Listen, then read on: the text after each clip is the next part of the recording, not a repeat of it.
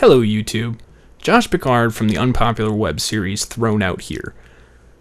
This video is going to be much different than my past ones. I set out on a quest to revisit my childhood a day or two ago, and it gave me an idea. When I was a kid, I had a Game Boy, and aside from the many games I enjoyed, such as Pokemon and Super Mario Land, there was one game that I'd played quite often, Mega Man 2. When I was growing up, I had a Nintendo Entertainment System, but I didn't play too many games for it. Since I was very young, and by the time I had gotten old enough to play video games seriously, my family had gotten a Super Nintendo. Because of this, I'd never played the Mega Man games for the NES. I had played a few for the Super Nintendo, but none of them were very memorable to me. The main reason I bring this up is because I want to talk to you about that Game Boy game. Mega Man 2 on the Game Boy was a game I spent a lot of time on. Being young, I never made it past the first 4 levels, but I had a ton of fun with it. I realized not too long ago that I had never actually played the game it was based on, Mega Man 2 for the NES. So I did just that, and now I'll give my impression of both, while comparing the two as well. Let's start with some backstory. The first Mega Man game, or Rockman as it's known in Japan, was released in 1987.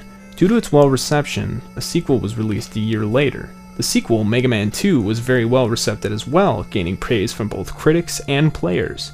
As the Mega Man games continued to be released on the NES, Nintendo had another trick up its sleeve, to dominate not only the home console market, but also the handheld market as well. In 1989, Nintendo revolutionized the video game industry when they released the Game Boy, a handheld game console that featured 8-bit graphics, 32-sample sound, and games from Nintendo's vast collection of recognizable franchises, such as Super Mario and Mega Man. The first Mega Man released for the Game Boy was Mega Man and Dr. Wily's Revenge, released in 1991. The game featured the titular Mega Man character as well as his antagonists from the first NES game as well as 4 from the second NES game. But it was the second game in the Game Boy Mega Man series, Mega Man 2, that familiarized me with the series. Being that the game was released shortly after Mega Man 4 came out on the NES, it featured updated moves and attacks in comparison to its home console counterpart. Over the past 2 days, I took some time to compare the two versions of the game, and I will explain the comparison in detail. Let's start out with the basic gameplay and interface. When you start off the game, you can choose which level you want to play. In the NES version, you've got 8 robot masters whose levels you can play: Metal Man, Air Man, Bubble Man, Quick Man, Crash Man, Flash Man, Heat Man, and Wood Man. In the Game Boy version, you've got Metal Man, Air Man, Clash Man, and Wood Man. The gameplay is the basic Mega Man formula. You jump, you shoot. You kill a robot master, you get their power, and you get to use it later. One thing that's noticeably different is when you select a robot master's power in the NES version, your suit changes color to that master's color. In the Game Boy version, it shows a little abbreviation at the bottom of the screen due to the original Game Boy's monochrome graphics. The gameplay used to defeat the 4 shared robot masters is similar. They have very similar attacks and the same weaknesses.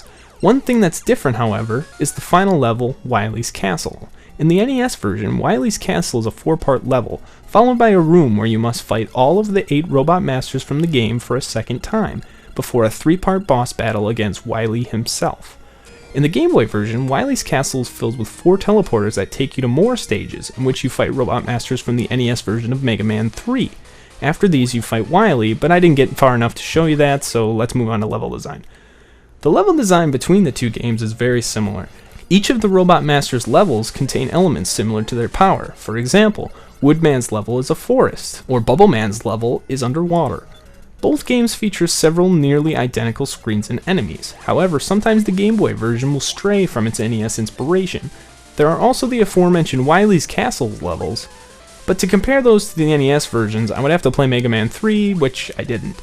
Anyways, let's move on to my last point, music. Here's where my main gripe comes in.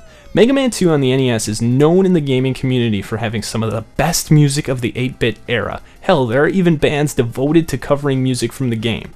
The developers of the Game Boy version opted not to rehash the music from the NES game, however, and instead decided to write some new music. I'm sorry, but the music isn't nearly as memorable as the tunes from the original version, nor are they even half as good. Maybe it's just because of the lack of hardware capabilities that the Game Boy had, but the music just sounds thrown together and not very good. Now, as I mentioned before, I didn't actually finish the Game Boy game. As soon as I reached Wily's Castle, it really started to stray from the NES version, so showing the rest was really unneeded.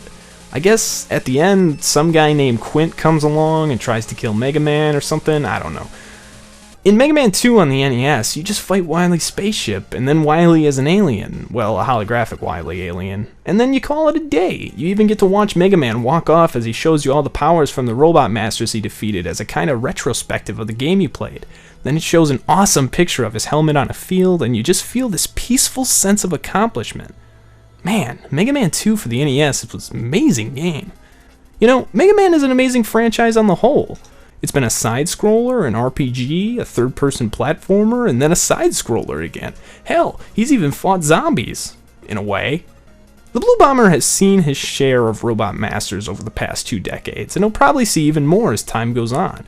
All I know is that I think it's safe to say that this little robot and his Mega Blaster will be around for quite some time.